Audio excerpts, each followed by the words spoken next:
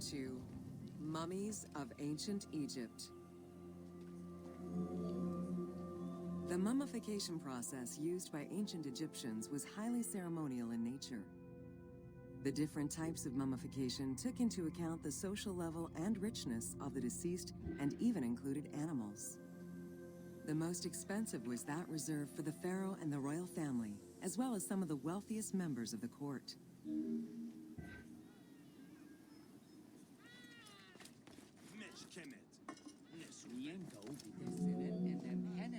The first step was cleaning.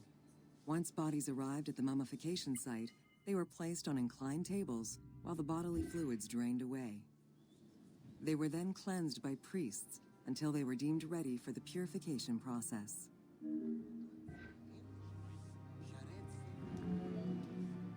The purification of the body began with a libation from sacred water. The priest then fumigated the body with terebinth resin. After the ritual cleansing, priests used oils, spices, and all kinds of essences to further purify the body of the deceased. Finally, all body hair was meticulously removed.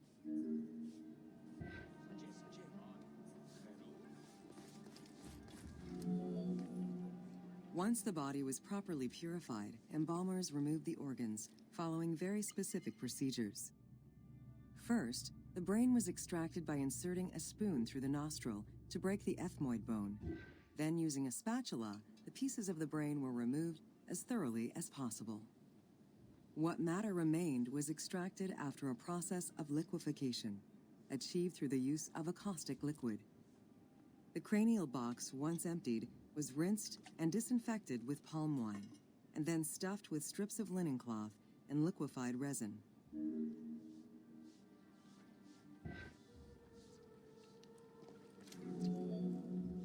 After taking care of the brain, embalmers made an incision on the left flank and carefully set aside the viscera. The inside of the body was also rinsed with palm wine. Then the embalmers filled the belly with pure myrrh, cinnamon, and other perfumes and sewed it shut. The removed viscera were washed in palm wine and packed in crushed herbs before being placed in canopic jars.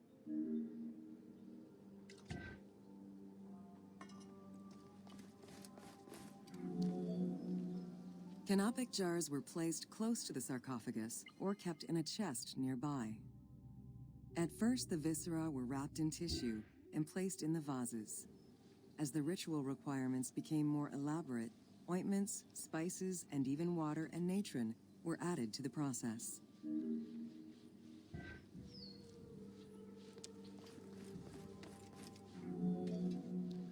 Towards the middle of the New Kingdom, canopic jars assumed the appearance of the 4 sons of Horus. They were known as the protectors of the viscera. These protectors had their own guardians, each a goddess of the dead. Imseti, the human-headed god, protected the liver and was protected by the goddess Iset.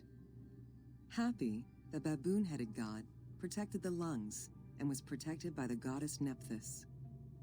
Dumut-Ef, the jackal-headed god, protected the stomach and was protected by the goddess Neith.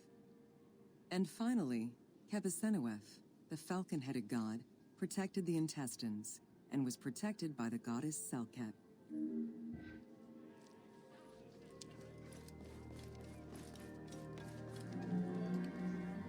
Natron is a naturally occurring mineral found in evaporite. These sedimentary rocks are made up of mineral salts and were generally mined from lake beds in Egypt.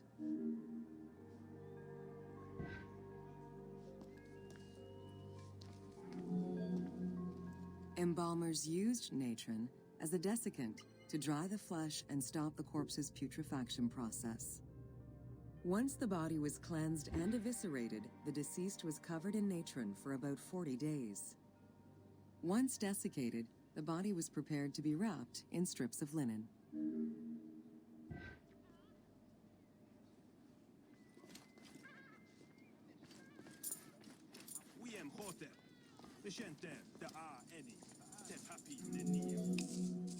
Once the body was fully desiccated by the natron treatment, embalmers oiled, painted, and sometimes even added hair extensions or a wig. They often used a henna-based antiseptic preparation to give the body a more colorful and lively appearance while preparing it to resist molds and fungi.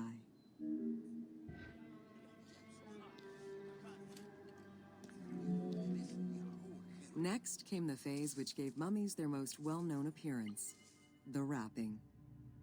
Originally, each part of the body was wrapped separately. Men had their arms crossed on their chests, while women had the right arm folded over their breasts and the left arm stretched along the body. However, techniques evolved over time. Eventually, the body as a whole was wrapped with limbs alongside the body, and increasingly sophisticated and different techniques of weaving flax bands were developed.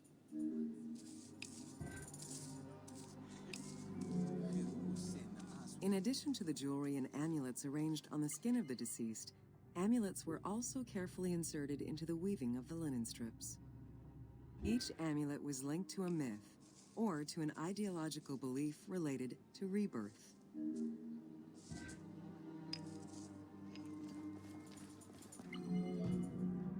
Masks were an important part of a mummy's finery. Early wooden funeral coverings were very expensive, however, and soon replaced by masks created through a technique known as cartonnage. Masks fashioned with this method were created by laying several layers of linen or papyrus pulp on a base made of mud or straw. Cartonnage was used for more than funerary masks. Ornaments and the animal coffins of the late period were also made in such a fashion.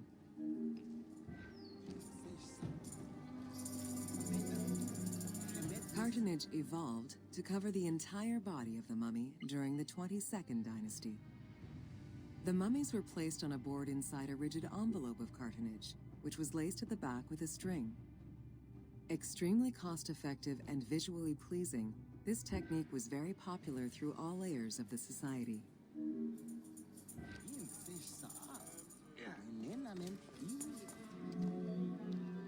Cartonnage envelopes were usually covered with inscriptions and polychrome decorations, specifying the names and titles of the deceased, scenes depicting daily life, or decorations specific to the funerary world. This was a true gift for Egyptologists eager to study the funerary rites of the ancient Egyptians.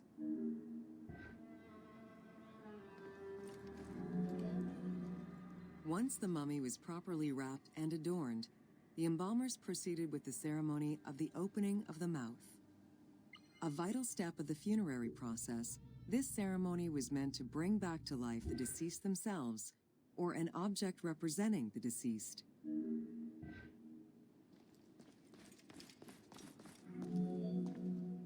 There were no less than 75 different stages for the opening of the mouth. It required the application of the same oils, ointments, spices, and perfumes used during the mummification process.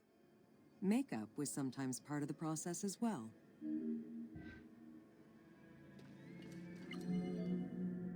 The last stage of this long ritual was the act of touching the mouth with the adze to symbolically allow the breath of life to infuse an inert body.